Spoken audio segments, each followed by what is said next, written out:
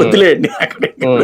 ఎందుకంటే వాళ్ళు ధృవీకరించకుండా మనం మాట్లాడడం నాకు తెలిసి ఇద్దరు రాజీల్లో ఒక రాజీకి డబ్బులు తీసుకున్నాడు, ఇంకొక రాజీయ అందులో వెళ్ళి కేసీఆర్ కి చెప్పాడు. అప్పుడు కేసీఆర్ షాక్ అయ్యాడు. షాక్ అయ్యి అంటే ఏదో జరుగుతోంది, అప్పటిదాకా ఆయనకి ఫోన్ ట్యాపింగ్ ఈ ఆలోచన లేదు, సంక్షోభం జరుగుతోంది తన ప్రభుత్వాన్ని కోల్చడానికి అని అప్పుడు కేసీఆర్ కి బాధపడిపోయాడు, భయపడిపోయాడు.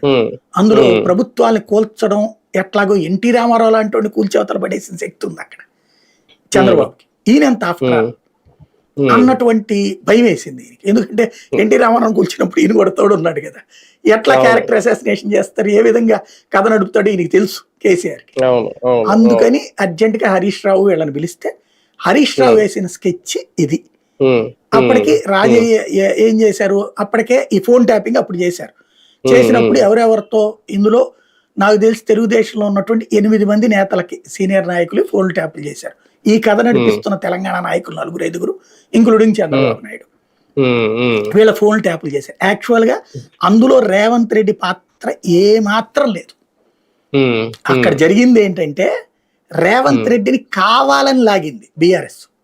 ఎట్లాగా అంటే నేను విన్నటువంటిది, నేను మాట్లాడిన దాన్ని బట్టి అప్పుడు రేవంత్ కూడా నాకు ఇంటర్వ్యూలో కూడా మొక్క చెప్పింది. యాక్చువల్ గా అక్కడ పాయింట్ ఏంటంటే, అంటే అది ఆఫ్ ద రికార్డ్ లో చెప్పింది వేరు, ఆన్ ద రికార్డ్ నన్ను అన్యాయంగా ఇరికిచ్చారు అన్నటువంటిదే. తర్వాత నేను మిగతా నాయకులు కూడా ఇందులో ఉన్నటువంటి వాళ్ళతో మాట్లాడినప్పుడు, ఎందుకంటే కొన్ని ఆడియోలు కూడా ఇచ్చారు అప్పుడు మీడియాకి, ఆ టైంలో అందరితో మాట్లాడాక తెలిసిన నాకు ఫీడ్బ్యాక్ అర్థమైంది ఏంటంటే, వాస్తవంగా ఆ డబ్బులు ఎర్రబెల్లి దయాకర్రావు తీసుకెళ్ళి ఇవ్వాలి, సండ్ర వెంకట వేరే గాని ఎర్రబెల్లి గాని. కానీ అప్పటికి వీళ్ళకి ఇంకా మనుషులు కావాలి. ఈ ముత్తయ్య స్టీఫెన్స్ అన్ని ఒప్పించాడు. ముత్తయ్య వాస్తవంగా తెలుగుదేశం కార్యాలయంలోకి ఒక 2 దళిత క్రైస్తవులకి ఏదో డబ్బులు కావాలి, ఆర్థిక సాయం కావాలని మాట్లాడడానికి వెళ్ళాడు. వెళ్ళినప్పుడు అప్పటికి ఈ సమస్యల్లో ఉన్నటువంటి ఆ టైంలో మాట్లాడినప్పుడు అతను ఈ డబ్బులు లేవు మా దగ్గర, ఇప్పుడు మేమే ఇబ్బంది పడుతున్నటువంటిది, ఇటువైపు ఏదో మాట్లాడుకొచ్చారు.